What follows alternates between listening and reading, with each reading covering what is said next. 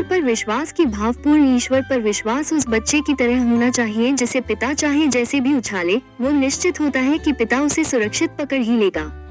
इसी तरह जो लोग ईश्वर पर विश्वास करते हैं वो हर परिस्थिति में सकारात्मक रहते हुए अपना कर्म करते हैं और परिणाम ईश्वर पर छोड़ देते हैं। प्लीज चैनल को लाइक और सब्सक्राइब जरूर कर ले। एक बार एक व्यक्ति ने एक संत जी से पूछा कि महाराज, ईश्वर तो नजर नहीं आते, उन पर विश्वास कैसे करें? कृपया आप मुझे आसान शब्दों में इसका अर्थ समझाएं।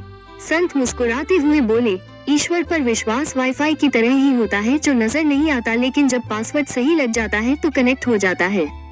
ईश्वर पर विश्वास करने वाले सुख दुख हर परिस्थिति में उसका स्मरण करते हैं और उसकी शक्ति पर उनका विश्वास अटूट होता है।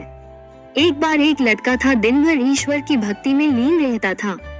ना घर का कोई काम करता और ना व्यापार में हाथ बटाता था, लेकिन साधु संतों की खूब सेवा करता। साधु संत हमेशा आशीर्वाद देते कि उसे जीवन में खूब तरक्की करो और ईश्वर के प्रति तुम्हारी आस्था बनी रहे। लेकिन कोई काम धंधा न करने के कारण उसका परिवार उससे बहुत परेशान था। जिस राज्य में वो लड़का रहता था, वहाँ के राजा की कोई संतान नहीं थी। संतान प्राप्ति के लिए उसने बहुत से उपाय किए। एक बार उसे किसी ने बताया कि अगर वो किसी नौजवान की बलि देगा तो उसे अवश्य संतान की प्राप्ति होगी। अगर आप अभी तक चैनल को सब्सक्राइब नहीं किए तो प्लीज चैनल को लाइक और सब्सक्राइब जरूर कर ले। अब राजा के लिए समस्या थी कि बलि के लिए नौजवान कहाँ से लाएं? उसने पूरे नगर में ढिंढोरा पिटवा दिया कि जो भी माता पिता अपने नौजवान पुत्र को बलि के लिए भेजेंगे उन्हें भरपूर धन संपदा दी जाएगी। जब ये बात उस लड़के के परिवार को पता चली तो उन्होंने निश्चय किया कि हम अपने पुत्र को राजा के पास भेज देते हैं। वैसे भी यही हमारे किसी काम का नहीं है, सारा दिन ईश्वर की भक्ति और साधु संतों की सेवा में ही लगा रहता है। इसके जाने से हमारे पास भरपूर धन वैभव आ जाएगा। बलि देने से पहले राजा ने उसकी अंतिम इच्छा पूछी। लड़का ने कहा, मुझे थोड़ी सी गीली मिट्टी चाहिए। लड़के को गीली मिट्टी दी गई। लड़के ने ईश्वर को याद करते हुए उस मिट्टी के 4 ढेर बनाए। उसके पश्चात उसने 3 ढेर तोड़ दिए और चौथे ढेर को प्रणाम किया। लड़का बोला कि राजन, अब आप मेरी बलि दे सकते हैं।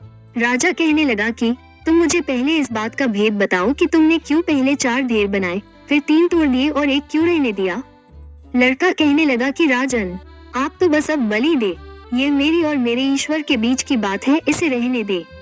राजा बोला, यह मेरा आदेश है कि बताओ तुमने 3 ढेर क्यों तोड़े और चौथा क्यों नहीं तोड़ा?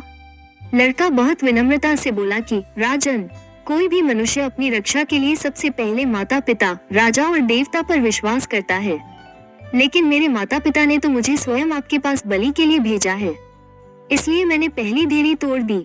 उसके पश्चात वो राजा से प्राण रक्षा के लिए फरियाद करता है, लेकिन यहाँ पर तो स्वयं राजा ही मेरी बलि दे रहा है, इसलिए मैंने दूसरी ढेरी भी तोड़ दी। फिर व्यक्ति देवता की और देवता को ही बलि दी जा रही है, इसलिए मैंने तीसरी ढेरी भी तोड़ दी। लेकिन अंतिम ढेरी उस ईश्वर पर विश्वास की है। मैंने अपने ईश्वर से कहा, मैं अपनी अंतिम सांस तक आप पर विश्वास करूंगा, इसलिए मैंने चौथी ढेरी नहीं तोड़ी। लड़के की बातें सुनकर राजा को आभास हुआ कि यह लड़का तो बहुत ज्ञानवान है। राजा ने उसकी बलि देने का विचार त्याग दिया। उस लड़के के ईश्वर के प्रति विश्वास ने उसकी आस्था को टूटने नहीं दिया और ईश्वर की कृपा से राजा का मन बदल गया और उसने लड़के को ही अपना उत्तराधिकारी घोषित कर दिया। इसलिए तो कहते हैं कि ईश्वर की भक्ति में असंभव दिखने वाली चीजें भी संभव हो जाती हैं। एक बार एक गर्भवती हिरणी ने अपने बच्चे को जन्म देने के लिए एक एकांत स्थान को चुना। जैसे ही उसे प्रसव पीड़ा शुरू हुई, उसी समय आसमान में बादल घिर आए और बिजली कड़कने लगी।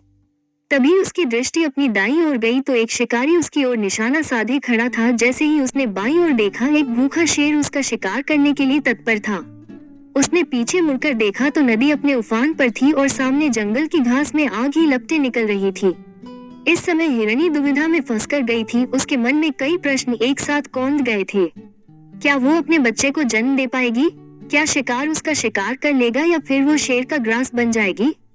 क्या जंगल की आग उसे जला देगी या फिर कहीं उफनती नदी उसका काल तो नहीं बन जाएगी? उस समय परिस्थितियां हिरणी के अनुकूल नहीं लग रही थी।